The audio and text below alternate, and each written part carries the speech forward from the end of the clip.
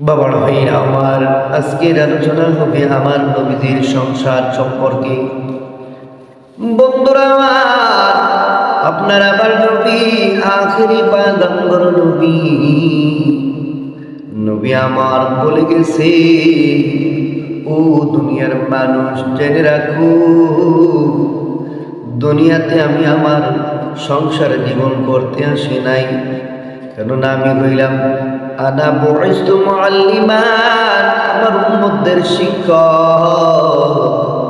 আমি নবী শিক্ষা দিব, তোমরা ওই শিক্ষা অনুযায়ী নিজের জীবন গঠন করিয়া তুলবে।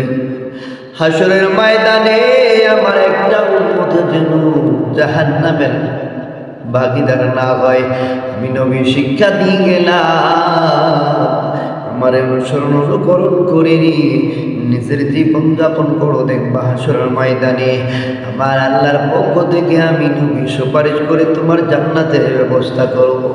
বাবারা ভাইয়া আমার, কেমন ছিলেন আমার নবী নিজের সংসারের জন্য? সংসারে সব জাতির নিয়ে সংসার পাতেন, তারা নবীজির স্ত্রী। আমার নবী স্ত্রীদের সাথে এত সুন্দর ভালো আচরণ করতেন, কেননা নবী বলেছি যে সংসারের মধ্যে স্বামী স্ত্রীর মধ্যে মিল রয়েছে, মহব্বত রয়েছে, ওখানে আমি আল্লাহ আমার মাওলার রহমত রয়েছে। আর মাওলার রহমত যে সংসারে রয়েছে, ওই সংসারে শান্তি আর শান্তি দিয়ে আপন করে রেখে দিয়েছেন আমার আল্লাহ। আমার নবী ডাকতে বলে, উম্মতের রানী, আমি আমার স্ত্রীদের সাথে এমন সুন্দর আচরণ করেছি, ভালো আচরণ করেছি, তোমরা তা দেখে শিখো।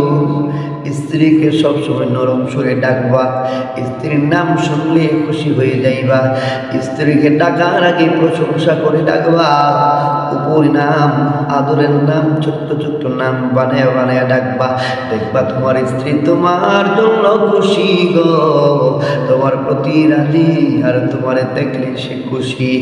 এ বাবা ভাইরা আমার, তাই নয় আল্লাহ নবী ডাকতে বলি, স্ত্রীকে ইসলামিক হালাল গল্প শুনাইবা। শুধু তাই নয়, আম্মা জান আয়েশা সিদ্দিকা আমার নবীর স্ত্রীদের মধ্যে সবচাইতে কনিষ্ঠা স্ত্রী, সবচাইতে ছোট স্ত্রী, অল্প বয়সের মেয়েদের সঙ্গে আম্মা জান আয়েশা সিদ্দিকাকে আমার নবী খেলারও অনুমতি দিয়ে দিয়েছেন। সুবহানাল্লাহ। বাবারা ভাইয়া আমার, শুধু তাই নয়, আমার নবী তাদের জন্য এত সুন্দর ব্যবস্থা করে রাখতেন, যদি তাদের চাওয়াটা হালাল হইতো আমার নবী তাদের চাওয়াটা পূরণ করতেন, যদি হারাম হইতো আমার নবী নিষেধ করতেন, জানায় দিতেন তা হারাম। ও আমার ভাইরা, কমল সুরে স্ত্রীর সঙ্গে ব্যবহার করো। আমার নবী কমল সুরে নরম সুরে স্ত্রীর সঙ্গে ব্যবহার করতেন, আর তাদেরকে এমন আদর করতেন, সব সময় একজন আরেকজনের আদরের খোঁজ খবর নিতেন। আমার নবী যাকে আদর করতেন তাকে বলে দিতেন, আমি তোমার আদর করছি, কারোর সঙ্গে বলার দরকার নাই।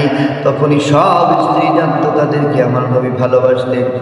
ইয়া রাসূলুল্লাহ, নবী গো, আপনি মায়ার নবী, দয়ার নবী, আমরা আপনার গুনাহগার উম্মত, যদি আপনার দেখানো পথ অনুসরণ না করতে পারি গো নবী, দুনিয়া ও আখিরাতে আমাদের কোনো উপায় থাকবে না।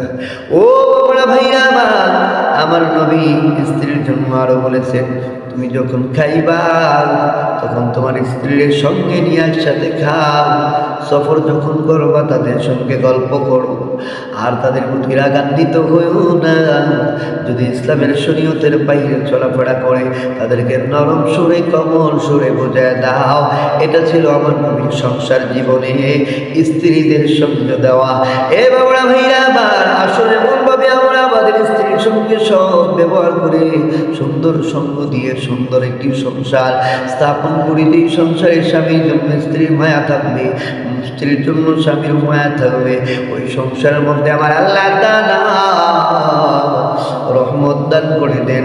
আর রহমতের সংসারের মধ্যে যত সন্তান জন্ম হবে, প্রত্যেকটা সন্তান হবে সুলতানুল আলিম। সুবহানাল্লাহ।